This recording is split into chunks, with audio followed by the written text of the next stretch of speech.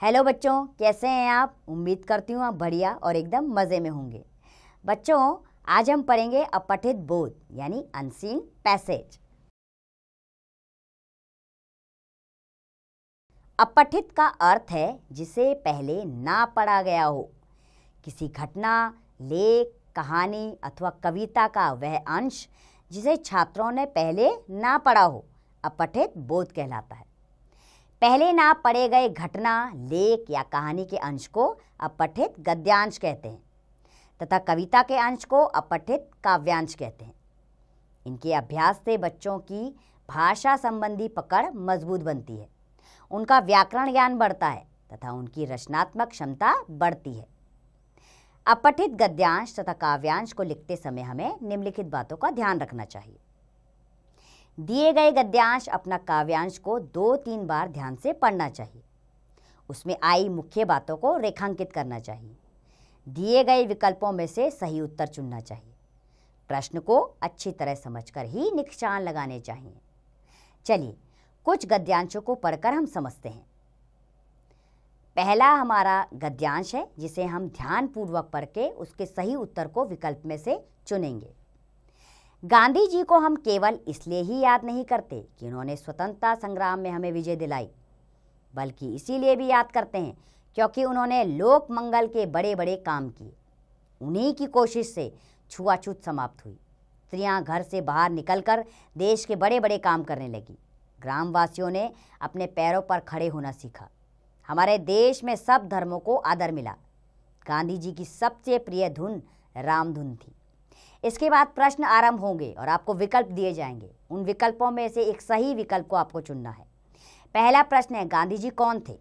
3 विकल्प दिए गए हैं, राष्ट्रपिता, राष्ट्रपति, राष्ट्रस्वामी। सही उत्तर लिखेंगे। इसका सही उत्तर है राष्ट्रपिता। दूसरा प्रश्न है, लोक मंगल के बड़े बड़े काम का अर्थ है। इसके विकल्प हैं बड़ी बड़ी इमारतें बनवाना, लिखा पढ़ी के बड़े बड़े काम करना, लोगों की भलाई के लिए बड़े बड़े काम करना।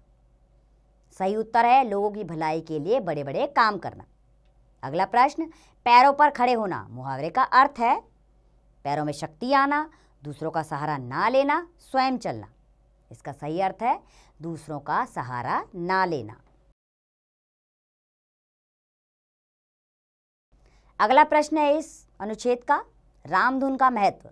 इसके विकल्प हैं रघुपति राघव राजा राम, ये वतन हमारा है, अंग्रेजों जाओ यहां से। इसका सही उत्तर है रघुपति राघव राजा राम। अगला प्रश्न, ऊपर लिखे गद्यांश का सही शीर्षक होगा सब धर्मों का आदर, ईद की तैयारियां, गांधी जी। तो इसका सही उत्तर है गांधी जी। अगला गद्यांश पढ़ते हैं। कार्बन डाइऑक्साइड एक विषैली गैस है। यदि यह हवा में अधिक मात्रा में हो तो हम सांस नहीं ले सकते।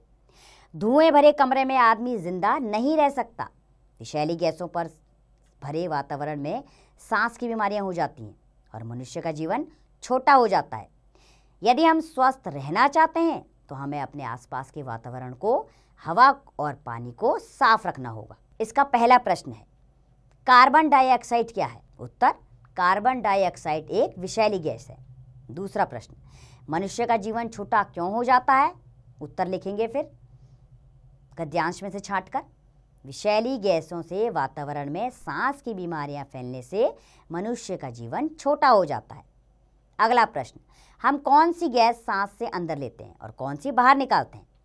उत्तर है हम ऑक्सीजन सांस से अंदर लेते हैं और कार्बन डाइऑक्साइड बाहर निकालते हैं। अगला प्रश्न, स्वस्थ रहने के लिए हमें क्या करना होगा? उत्तर, स्वस्थ रहने के लिए हमें अपने आसपास के वातावरण को, हवा और पानी को साफ रखना होगा। अगला गद्यांश पढ़ते हैं। यदि हम एक वृक्ष काटते हैं तो उसकी जगह 4 वृक्ष और लगाने चाहिए और उनकी रक्षा करनी चाहिए। वृक्ष ही इस धरती की हरियाली और सुंदरता को बढ़ाते हैं। इनकी ठंडी ठंडी छाया में शांति और ठंडक मिलती है। यह तेज वर्षा में मिट्टी के कटाव को रोकते हैं। अब प्रश्न पढ़ेंगे।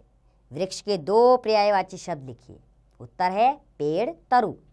दूसरा प्रश्न, वृक्ष किसकी सुंदरता को बढ़ाते हैं? उत्तर, वृक्ष धरती की सुंदरता को बढ़ाते हैं। अगला प्रश्न है, वृक्ष की जड़ें धरती को क्या लाभ पहुंचाती हैं? उत्तर, वृक्ष की जड़ें मिट्टी के कटाव को रोकती हैं। अब दिए गए काव्यांश को पढ़कर उनके आधार पर सही उत्तर के सामने हम सही निशान लगाते हैं। तो काव्यांश पढ़ना शुरू करते हैं। बोल सको तो सच बोलो, झूठ बोलना मत सीखो। जला सको तो दीप जलाओ, दिल जलाना मत सीखो। बता सको तो राह बताओ, राह भटकाना मत सीखो। बिछा सको तो फूल बिछाओ, कांटे बिछाना मत सीखो।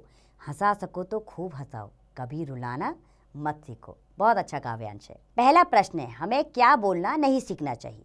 सच, झूठ, हंसकर, रोकर। सही विकल्प को हम चुनेंगे। इसका सही विकल्प है ख, झूठ नहीं बोलना चाहिए। अगला प्रश्न, हमें क्या बिछाना नहीं सीखना चाहिए? पत्ते, फूल, कांटे, बिस्तर। इसका सही विकल्प है ग, कांटे। कांटे नहीं बिछाना सीखना चाहिए। अगला प्रश्न है, कौन सा शब्द रहा का समानार्थक नहीं है? नहीं है, ध्यान रखिएगा।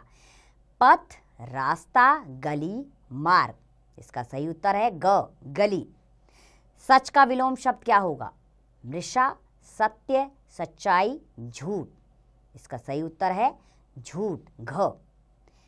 अगला प्रश्न है, फूल शब्द का सही वर्ण विच्छेद कौन सा होगा? फ जमा उ जमा ल जमा अ, फू जमा ल, फ जमा उ जमा ल, और घ फ जमा उ जमा ल जमा अ। इसका सही विकल्प है क, फ जमा बड़ा उ जमा ल जमा अ।